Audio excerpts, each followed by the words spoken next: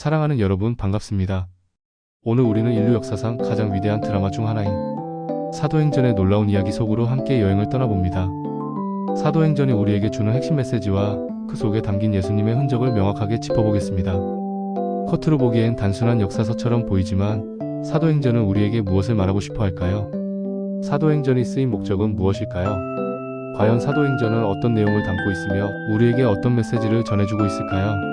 진짜와 가짜 어디서 갈릴까? 예수님은 오래전에 길을 내주셨습니다. 오늘 그 길을 누구나 기억할 말로 정리합니다. 요즘 세상에는 수많은 이야기가 넘쳐납니다. 나만 아는 비밀이 있다고 속삭이는 이야기들도 많습니다. 사람들의 길을 현혹하고 마음을 붙잡는 달콤한 유혹들이 도처에 널려 있습니다. 하지만 사도행전은 다릅니다. 사도행전은 비밀이 아니라 공개를 말하고 사람이 아니라 오직 예수님만을 이야기합니다. 사도행전은 예수님의 승천 이후 제자들이 성령의 능력으로 충만하여 복음을 담대히 전파하며 교회를 세워가는 역동적인 과정을 생생하게 기록한 책입니다. 누가복음의 저자인 의사 누가가 기록한 이 책은 예수님의 복음이 어떻게 예루살렘이라는 좁은 지역적 한계를 넘어 유대와 사마리아 그리고 궁극적으로는 땅끝까지 전파되었는지를 보여주는 감동적인 증언록입니다. 처음에는 따뜻하게 다가와 우리의 마음을 사로잡습니다. 친절한 말씨로 우리의 손을 잡아주고 마치 우리의 모든 것을 이해하는 듯한 착각에 빠지게 합니다. 하지만 시간이 지나면 그들의 본색이 드러나기 시작하며 상황은 급변합니다. 순수했던 마음은 두려움과 의심으로 가득 차게 되고 영적인 성장을 빌미로 한 요구들이 점차 심해집니다. 심지어 금전적인 문제가 복잡하게 얽히면서 재정의 투명성은 사라지고 개인의 이익을 위한 잘못된 행위들은 은폐되고 덮어지기 일쑤입니다. 가장 비극적인 것은 사랑하는 가족과 오랜 친구들과의 관계가 단절되고 건강한 교회 공동체로부터 사람들을 떼어놓으려는 시도들이 공공연하게 일어난다는 것입니다. 여러분, 이렇게 시작된 길의 끝은 결코 밝을 수 없습니다. 그 길의 끝은 파멸과 절망뿐입니다. 저도 젊은 시절 교회를 개척하면서 많은 어려움에 부딪혔습니다. 교회가 무엇인지, 복음을 어떻게 전해야 하는지, 성도들을 어떻게 양육해야 하는지 늘 깊이 고민했습니다. 여러 사람들의 이야기를 듣고 다양한 모임에 참여하며 배우고자 노력했습니다. 그때마다 사도행전은 저에게 큰 가르침을 주었습니다. 사도행전은 단순한 과거의 역사 기록이 아니라 오늘날에도 살아 역사하시는 예수님의 말씀이 어떻게 우리의 삶과 역사 속에서 생생하게 구현되는지를 보여주는 생생한 증거였습니다. 그런데 어느 날부터 제가 참여하던 한 모임에서 말씀의 가르침은 점차 짧아지고 대신 한 사람의 개인적인 이야기와 주장이 길어지기 시작했습니다. 그들은 우리만이 특별하다고 강조하며 다른 교회나 외부의 시선에 대해 배타적인 태도를 보였습니다.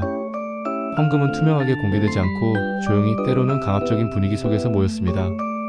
그때 제 마음에 위험 신호가 켜졌습니다. 이것은 예수님이 중심이 아니다. 이것은 성경적인 가르침으로 확인이 안 된다. 라는 강한 의구심이 들었습니다. 얼마 지나지 않아 그 모임은 내부적인 문제와 외부의 비판으로 인해 심하게 흔들렸고 결국 많은 사람들이 실망하며 떠나가는 아픔을 겪었습니다. 그날 저는 뼈저리게 배웠습니다. 겉으로 드러나는 화려함이나 번지르르한 말씀씨가 중요한 것이 아니라 그들의 삶에서 맺히는 열매가 중요하다는 것을 말입니다. 숨겨진 비밀이 아니라 모든 것이 투명하게 공개되어야 한다는 것을 깨달았습니다. 그리고 무엇보다도 사람이 아니라 오직 예수님만이 우리의 신앙과 삶의 유일한 중심이 되어야 한다는 진리를 다시금 확증했습니다. 그럼 이제 성경으로 들어가 사도행전 속으로 함께 깊이 탐험해 볼까요? 사도행전은 크게 세 부분으로 나눌 수 있습니다. 첫 번째는 예루살렘에서의 복음 전파와 초대교회의 탄생입니다. 두 번째는 지리적으로 확장되어 유대와 사마리아 지역으로 복음이 확산되는 과정입니다.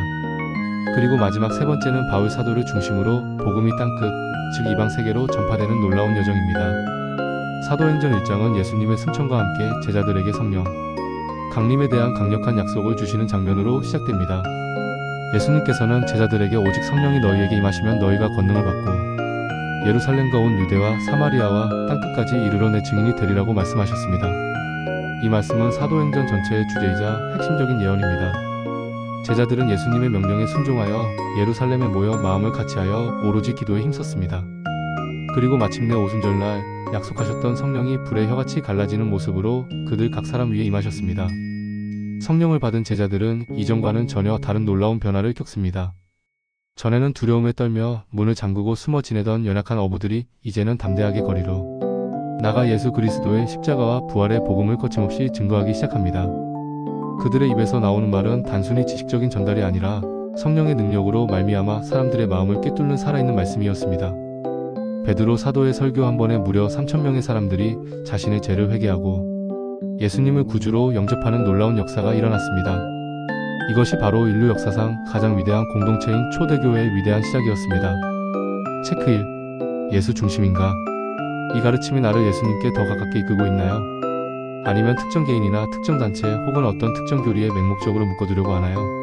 우리는 끊임없이 질문해야 합니다. 우리의 신앙의 대상은 오직 예수 그리스도이신가? 사도행전 2장부터 7장까지는 예루살렘 교회의 경이로운 성장과 동시에 그들이 겪었던 고난과 박해 속에서의 굳건한 믿음을 생생하게 보여줍니다.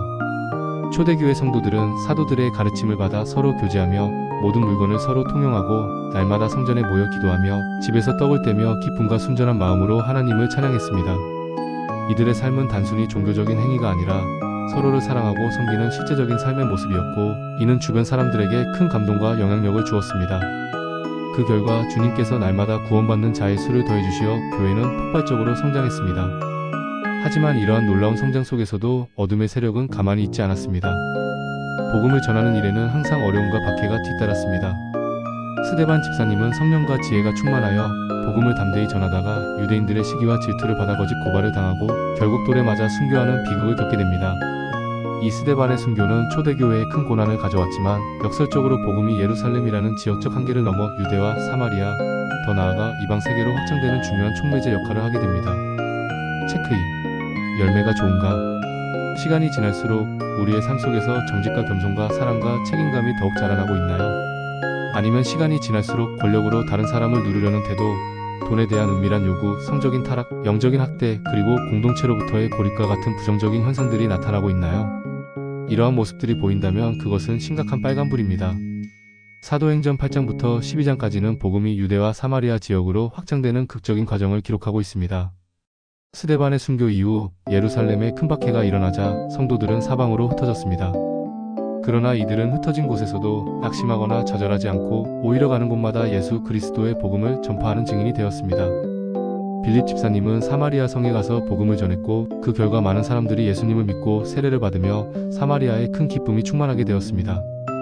또한 그는 예루살렘에서 가사로 내려가는 광야 길에서 에티오피아 내시를 만나 복음을 전하여 그가 예수님을 구주로 영접하도록 도왔습니다. 이처럼 복음은 유대인과 이방인의 장벽을 허물고 민족과 신분을 초월하여 확산되기 시작했습니다. 베드로 또한 야포에서 환상을 본 후 가이사랴에 살던 이방인 백부장 고넬료의 집에 가서 복음을 전하고 성령이 유대인뿐만 아니라 이방인에게도 동일하게 임하는 놀라운 사건을 직접 경험하게 됩니다. 이는 복음이 특정 민족의 전유물이 아니라 모든 인류를 위한 것임을 명확하게 보여주는 중요한 전환점이자 강력한 선언이었습니다.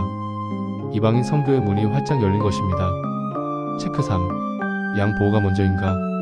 어떤 문제가 발생했을 때 그 문제의 원인을 파악하고 책임자를 문책하기 이전에 피해를 입은 약한 자들을 먼저 보호하고 그들의 아픔을 치유하려는 노력이 우선시됩니까? 또한 문제에 대한 조사가 투명하게 이루어지고 그 결과가 공개적으로 공유됩니까? 진실을 은폐하거나 약자를 억압하는 행위는 참된 공동체의 모습이 아닙니다. 그리고 사도행전의 후반부 13장부터 28장까지는 이방인의 사도인 바울의 위대한 선교 여행이 중심을 이룹니다.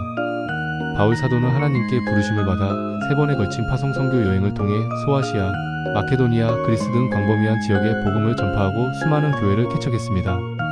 그는 가는 곳마다 유대인들의 강력한 반대와 이방인들의 미움, 때로는 로마 당국의 박해 속에서 수많은 어려움과 고난을 겪었습니다. 감옥에 갇히고 매를 맞고 돌에 맞아 죽을 뻔하기도 했지만 그는 결코 복음 전파를 멈추지 않았습니다. 오직 예수 그리스도의 십자가와 부활의 복음만을 담대하게 전하며 이방인들에게 구원의 기쁜 소식을 전했습니다. 바울의 선교는 복음이 예루살렘이라는 지역적, 문화적 한계를 넘어 로마 제국 전체에 나아가 당시 알려진 세계의 땅끝까지 확산되는 결정적인 역할을 했습니다. 그의 선교는 오늘날 세계 선교의 위대한 모델이 되고 있습니다. 사도행전은 바울이 로마에 도착하여 비록 죄수의 몸이었지만 아무 방해도 받지 않고 담대하게 하나님의 나라를 전파하며 예수 그리스도에 관한 모든 것을 가르치는 것으로 마무리됩니다.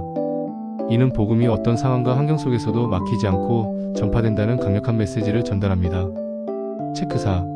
해석이 공개적인가? 우리가 듣는 말씀의 해석은 누구나 성경을 통해 확인 가능해야 합니다. 말씀은 개인의 사유물이 아니며 누구나 접근하고 이해할 수 있도록 공개되어야 합니다. 나 혼자만 아는 비밀 해석이나 나만 특별히 계시받은 진리라고 주장하는 것은 매우 위험한 신호입니다. 우리는 교회 역사 속에서 수많은 믿음의 선배들이 쌓아 올린 바른 신학적 전통과 해석 안에서 함께 말씀을 배우고 이해해야 합니다. 개인적인 영감이 아무리 중요하더라도 그것이 보편적인 진리 체계와 일치해야 합니다. 사도행전은 단순히 과거의 이야기가 아닙니다. 그것은 오늘날에도 동일하게 살아 역사하시는 성령의 능력을 보여주는 현재 진행형의 이야기입니다. 사도행전은 우리에게 몇 가지 매우 중요한 메시지를 분명하게 던져줍니다. 첫째, 복음은 오직 예수 그리스도만을 중심에 두어야 한다는 것입니다.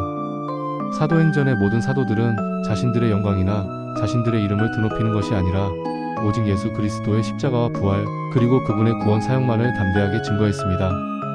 우리의 모든 신앙활동과 삶의 목적은 예수님께 집중되어야 합니다. 둘째, 성령의 능력 없이는 어떠한 참된 복음 사역도 불가능하다는 것입니다. 제자들이 성령을 받고 두려움 없는 증인으로 변화된 것처럼 우리도 성령의 충만함을 구하며 그분의 능력을 의지해야만 하나님이 기뻐하시는 사역을 감당할 수 있습니다. 셋째, 복음은 우리를 우리의 안락한 울타리 안에 머무르게 하는 것이 아니라 세상으로, 즉 우리가 살고 있는 삶의 현장과 세상의 모든 곳으로 나아가게 한다는 것입니다. 초대교회 성도들이 박해로 인해 흩어졌지만 흩어진 곳마다 복음을 전하며 교회를 세웠듯이 우리 또한 우리가 있는 곳에서 예수 그리스도의 복음의 증인이 되어야 합니다. 넷째, 복음은 어떤 어려움과 박해 속에서도 결코 좌절하거나 멈추지 않고 계속해서 전파되어야 한다는 것입니다. 사도행전은 수많은 고난과 역경 속에서도 굴하지 않고 복음을 전한 사도들의 불굴의 용기와 헌신을 보여줍니다. 우리의 믿음은 시련 속에서 더욱 강해집니다. 마지막으로 사도행전은 교회의 본질적인 사명이 무엇인지를 다시 한번 상기시켜 줍니다. 교회는 건물이 아니라 예수 그리스도의 몸된 공동체로서 세상의 빛과 소금의 역할을 감당해야 합니다.